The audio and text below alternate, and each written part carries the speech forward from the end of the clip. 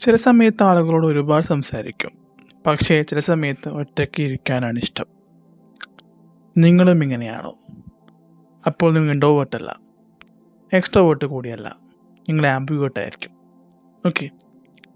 അപ്പോൾ നമ്മളെ ഇന്നത്തെ ടോപ്പിക് എന്ന് പറയുന്നത് ആംബിവേർട്ട് എന്നുള്ളതാണ്. അതായത് എന്താണ് ആംബിവേർട്ട് എന്ന് പലർക്കും അറിയില്ല.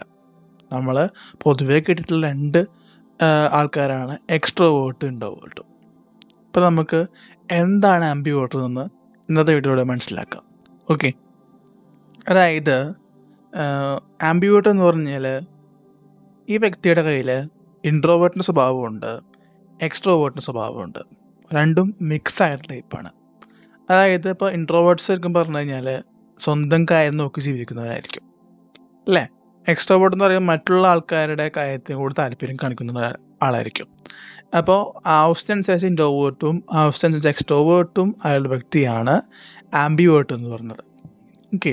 അപ്പോൾ ആംബിവേർട്ട്സ് പേഴ്സണാലിറ്റി എങ്ങനെയാണ് എന്നുള്ളതാണ്. ഓക്കെ. പൊതുവേ ഏതൊരു ബന്ധത്തിലും ഏറ്റവും അനുയോജ്യമായിട്ടുള്ള ഒരു പാർട്ട്ണറൊക്കെ ചൂസ് ചെയ്യുമ്പോൾ ഏറ്റവും നല്ലത് ഈ പറഞ്ഞ ആംബിവേർട്ട് തന്നെയാണ്. ഓക്കെ. അവർ കുറച്ചും കൂടിയും രണ്ട് കാര്യം മാനേജ് ചെയ്യാനുള്ള കഴിവുണ്ടായിരിക്കും, എക്സ്ട്രോവേർട്ട് ആൻഡ് ഇൻട്രോവേർട്ട്. അതുപോലെ തന്നെ ചില സമയങ്ങളിൽ അല്ലെങ്കിൽ ചില ദിവസങ്ങളിൽ ചിലപ്പോൾ സോഷ്യൽ മീഡിയയിൽ വളരെ ആക്റ്റീവായിരിക്കാം, ചിലപ്പോൾ ഒട്ടും ആക്റ്റീവ് അല്ലാതെ സ്വന്തം കാര്യങ്ങൾ നോക്കി ജീവിക്കുന്നവരായിരിക്കാം, അല്ലെങ്കിൽ അധികം സംസാരിക്കുന്നവരായിരിക്കാം, അല്ലെങ്കിൽ കുറച്ച് കഴിയുമ്പോൾ അധികം സംസാരിക്കാത്തവരായിട്ട് മാറും. ചേഞ്ചസ് വന്നുകൊണ്ടിരിക്കും ഓരോ ദിവസങ്ങളിലും ഓരോ സമയങ്ങളിലും ചില പ്രത്യേക സാഹചര്യങ്ങൾക്ക് അനുസരിച്ചുകൊണ്ട്. ഓക്കെ. അതുപോലെ തന്നെ ചില സമയത്ത് അവർക്ക് സൈലൻസ് ആവശ്യമാണ്, ചില സമയത്ത് അവർ കൂടുതൽ സമയം ഒറ്റയ്ക്ക് സ്പെൻഡ് ചെയ്യും, ചില സമയത്ത് അവരെന്ത് ചെയ്യും, ഫോൺ ഒഴിവാക്കും, ചില സമയത്ത് ഫോൺ ഇല്ലാതെ പറ്റില്ല. അപ്പം അങ്ങനെ സിറ്റുവേഷനൊക്കെ ഒരുപാട് വരുന്ന കാറ്റഗറിയാണ് ഈ പറഞ്ഞ ആംബിവേർട്ട് എന്ന് പറയുന്നത്. ഓക്കെ. അപ്പോൾ എന്താണ് ഈ ആംബിവേർട്ടിൻ്റെ പ്രത്യേകത നോക്കാം നമുക്ക്. ഓക്കെ. ഇത്രയൊക്കെ പറഞ്ഞു. സ്പെഷ്യാലിറ്റി എന്തൊക്കെയാണ് പറയാൻ വേണ്ടിയിട്ട്, എക്സ്ട്രോവേർട്ടും ഇൻട്രോവേർട്ടിനും വ്യത്യസ്തമായിട്ട് നിൽക്കുന്ന സ്പെഷ്യാലിറ്റി എന്തൊക്കെയാണെന്ന് നോക്കാം. അതായത് ഇപ്പം നമ്മൾ ഒരു ഓഫീസിൽ നമ്മൾ ഇൻട്രോവേർട്ടും എക്സ്ട്രോവേർട്ടും കാണാം. ഇത് രണ്ടും കൂടുതൽ ആളാണെങ്കിൽ ഏറ്റവും കൂടുതൽ ഉപകാരമല്ലേ? ഓക്കെ.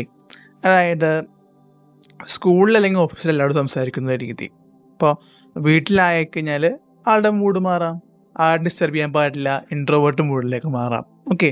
അപ്പോൾ രണ്ട് രീതിയിലും ഷിഫ്റ്റ് ചെയ്യാൻ കഴിവുള്ള, രണ്ട് രീതിയിലും പ്രവർത്തിക്കാൻ കഴിവുള്ള ആളായിരിക്കും. അതുപോലെ തന്നെ ഒരു ദിവസം മൊത്തം എൻജോയ് ചെയ്യും, മറ്റേ ദിവസം റെസ്റ്റ് എടുക്കും. അതൊരു ആംബിവേർട്ടിൻ്റെ പ്രത്യേകതയാണ്.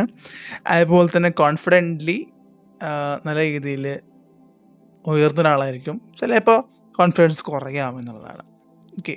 അപ്പോൾ ഇതൊക്കെയാണ് ആംബിവേർട്ടിൻ്റെ സൈൻ എന്ന് പറയുന്നത്. ഓക്കെ.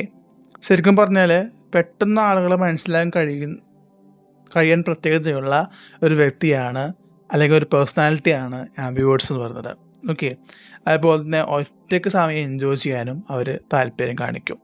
അതുപോലെ തന്നെ സോഷ്യൽ ലൈഫും പേഴ്സണൽ ലൈഫും ബാലൻസ് ചെയ്യും. ശരിക്കും പറഞ്ഞു കഴിഞ്ഞാൽ ഒരു ജോലി സ്ഥലങ്ങളിലും ഒരു റിലേഷൻഷിപ്പിലും ഏറ്റവും കൂടുതൽ നമുക്ക് അനുയോജ്യമായിട്ടുള്ള പേഴ്സണാലിറ്റിയാണ് ആംബിവേർട്ട് എന്ന് പറയുന്നത്. നമുക്ക് ഒഴിച്ചുകൂടാൻ പറ്റാത്ത, നമുക്ക് ഏറ്റവും കൂടുതൽ ആവശ്യമുള്ള പേഴ്സണാലിറ്റിയാണ് ഈ പറഞ്ഞ ആംബിവേർട്സ് എന്ന് പറയുന്നത്.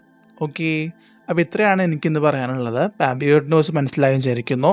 അപ്പോൾ എല്ലാവരും ആംബിവേർട്ട് ആവുന്ന രീതിയിലേക്ക് മാറാൻ ശ്രമിക്കുക. രണ്ടും നമ്മുടെ കയ്യിലുണ്ടെങ്കിൽ കുറച്ചുകൂടെ നല്ല രീതിയിൽ നമുക്ക് ഗ്രോത്തിലേക്ക് എത്താം, അതുപോലെ വിജയിക്കാൻ സാധിക്കും. Thank you.